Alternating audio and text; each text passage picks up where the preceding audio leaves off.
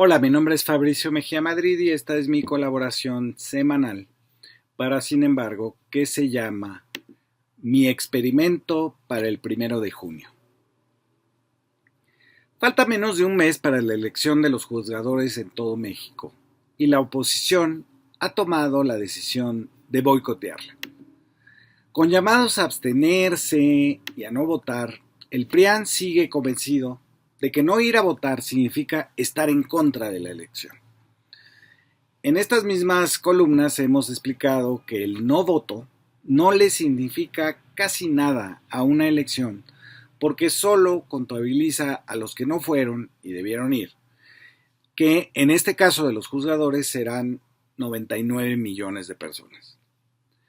Las razones para abstenerse van desde el apoyo tan absoluto que ni siquiera te molestas en expresarlo, hasta el rechazo a todo el conjunto que ni siquiera se levantó ese domingo.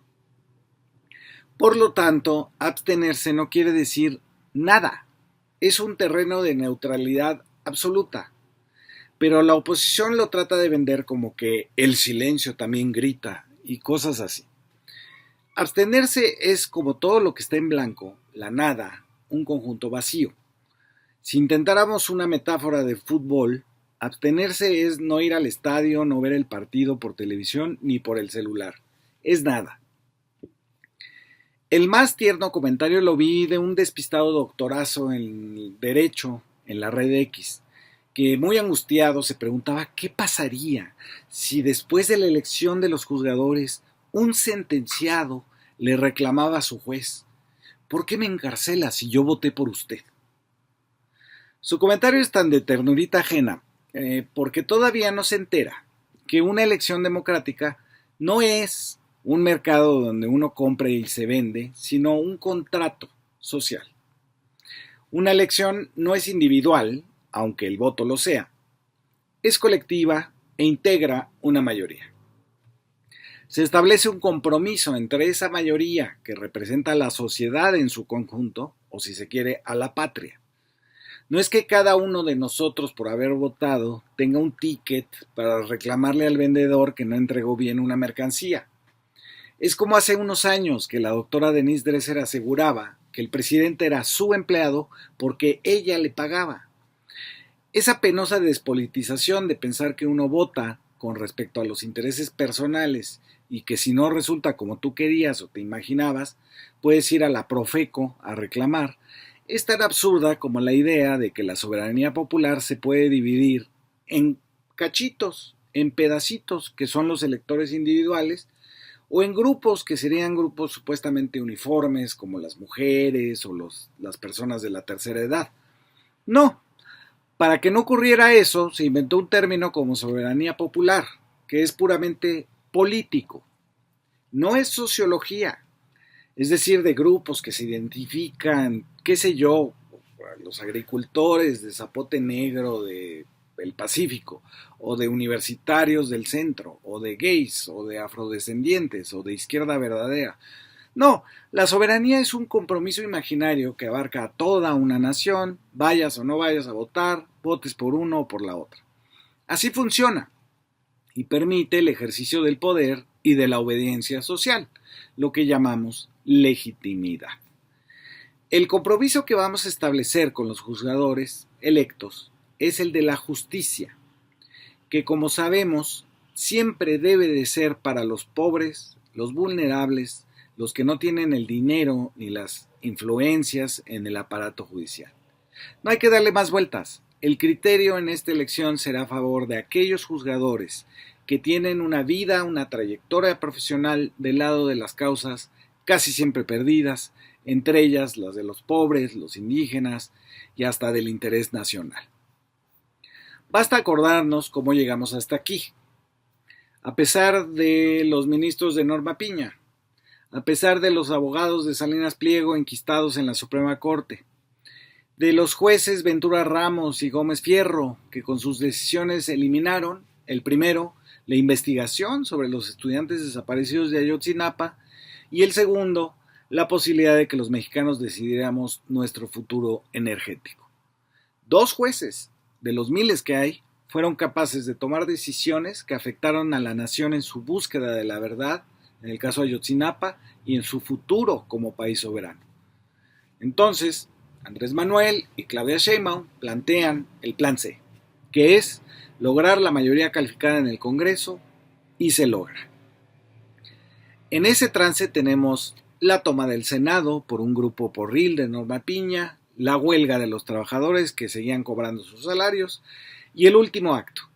Norma Piña pierde la votación en el seno de la Corte porque no logra alcanzar los 8 votos requeridos y trata, ya desesperada, de imponer que la decisión se dé con 6 votos, pero fracasa. Ahora ya estamos en el periodo de informarnos cómo votar y por quién.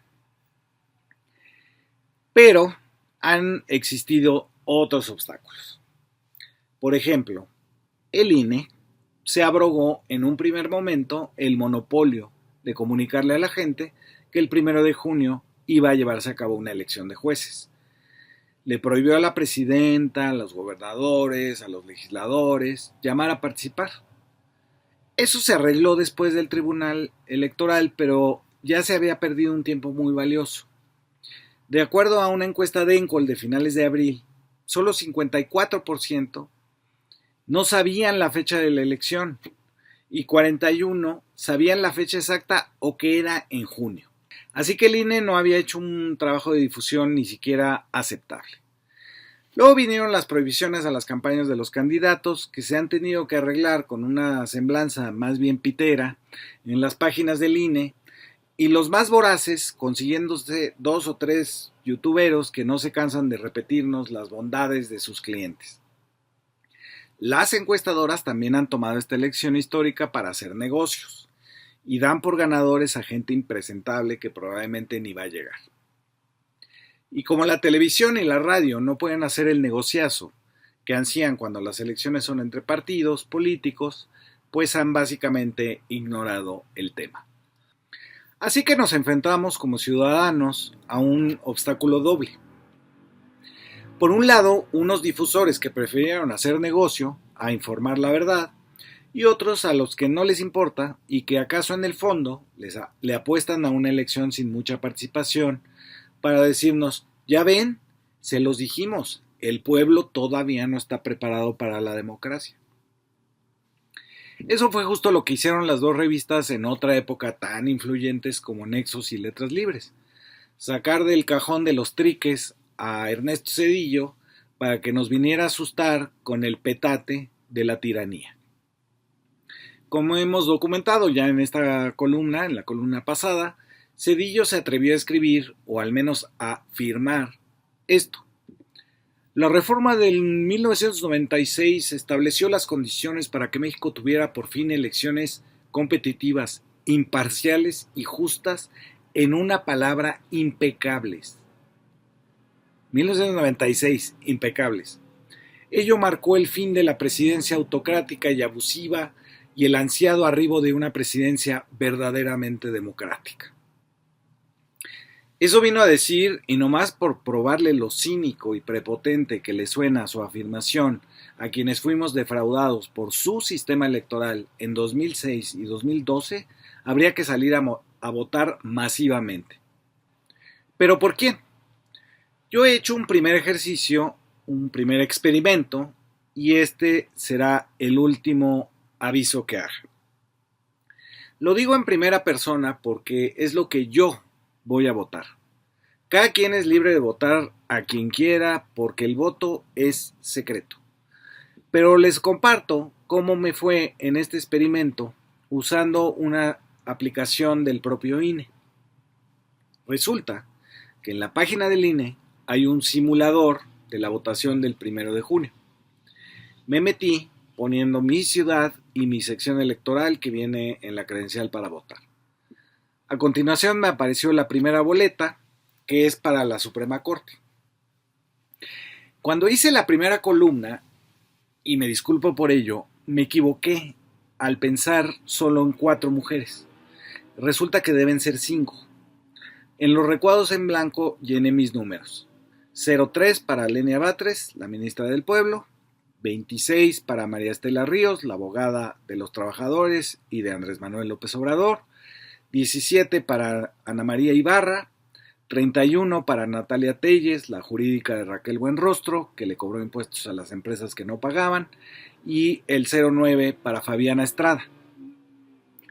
Incluí a Ana María Ibarra porque me fui enterando, después de la columna, de su trayectoria en la región de La Laguna, una zona clave para la izquierda, tanto electoral, desde el cardenismo de Cuauhtémoc, hasta los otros tipos de izquierda en defensa de los campesinos. Gente en la que confío me habló muy bien de ella. Y a Fabiana Estrada la incluyo en mi boleta porque forma parte del equipo de Arturo Saldívar, el exministro más atacado por la derecha, desde aquellas filtraciones falsas de Norma Piña hasta quién sabe de qué oficina tenebrosa del Departamento de Estado de Estados Unidos. Así que esas son mis ministras. Ellos, como ya lo dije en la otra columna, es el 36, que es el gran Federico Anaya, 41, Irving Espinosa, el abogado de CONACYT, que descubrió la corrupción de la ciencia aplicada a mejorar las salsas de las pizzas Domino's, 42, otro Espinosa, Raimundo Espinosa, que trabajó con Ernestina Godoy en la Fiscalía de la Ciudad de México, y 34, Hugo Aguilar Ortiz, abogado de los derechos indígenas. Todos ya estaban desde mi primera lista. En la siguiente boleta, la verde, que es para la instancia que va a supervisar a los jueces, elijo por supuesto al 23, el maestro Bernardo Batis, que ha dado una batalla digna desde el actual Consejo de la Judicatura y a quien conocí en el Constituyente de la Ciudad de México. Y al 28, Miguel Ángel de los Santos Cruz, el defensor de los derechos de las comunidades indígenas en Chiapas. Entre las mujeres, a la 02 y a la 09, Verónica de Gives y Celia Maya, que han dado las mismas batallas junto con el maestro Batis. Dejaré un recuadro aquí en blanco porque desconozco a las demás. Para el resto de mis boletas procederé con un criterio político, no de trayectoria de los candidatos. La fortuna es que cada nombre de candidatos y candidatas viene precedido de las siglas PE para Poder Ejecutivo, PJ para Poder Judicial, PL Poder Legislativo y EF, es decir, en funciones, que quiere decir que ya trabaja en el juzgado para el que está solicitando la ratificación popular. Las siglas me sirven a este propósito político. Si están precedidas de las siglas PE, quiere decir que es el Ejecutivo, que es la presidenta Claudia Sheinbaum, y su comisión, donde estaban Arturo Saldívar y Vanessa Romero, por ejemplo, la que los avala. Si yo le tengo confianza que la presidenta no va a mentir, traicionar o robar, quiere decir que los PE son un respaldo a su proyecto de nación, que es, que duda cabe, el del 80% de todos nosotros. Si los avala el PJ, es decir, el Poder Judicial, son de Norma Piña. Si es el PL, Poder Legislativo, pues el PRI, el PAN, el Movimiento Ciudadano, los Monreales, los Adanes Augusto y compañía. Así que mis siguientes números obedecen a esa regla, la de la confianza en la presidenta, en el Poder Ejecutivo, PE. Para el Tribunal Electoral, el 12, que es Gilberto Batis García, como magistradas en la Sala Regional, boleta color carne, 03 y 10, que son María Guevara y Herrera, y Ixchel Sierra Vega, y de hombres el 19, que es Luis Enrique Rivero Carrera. En la boleta amarilla, el 01 y el 08, Leticia Maya y Gabriela Sandoval, y de hombres el 25, 16, 12 y 22, que son Manuel Vizcarra, Ernesto Castillo Torres, Carlos Arellano Fuentes y Arturo Medel. Y en la última, que son los jueces de distrito que me tocan a mí, los números salen así: 10, 01 y 06 en mujeres y en hombres 25, 16, 12 y 22. Así hice la simulación, este experimento con la aplicación del INE. Siento que lo fundamental son las primeras dos boletas, la de la Suprema Corte y la del Tribunal de Disciplina, porque cualquier tranza que quieran hacer los jueces la pueda traer la Suprema Corte, si tienes mayoría, y revisarla el de disciplina. Debe ser esta, la del 1 de junio, una elección histórica. No solo porque significa renovar a uno de los poderes de la República, cambiándole el origen, es decir, del dedo de presidentes como Zedillo a la mayoría en una democracia popular, sino también para que sirva a los propósitos del Plan C, que la oposición haga por fin política y deje de esconderse detrás de las togas, por cierto carísimas, de los ministros y ministras. Que sea el final de algo que ha obstaculizado la protección de los más pobres y los más vulnerables y que ha agredido certeramente nuestra soberanía como nación. Gracias por escuchar.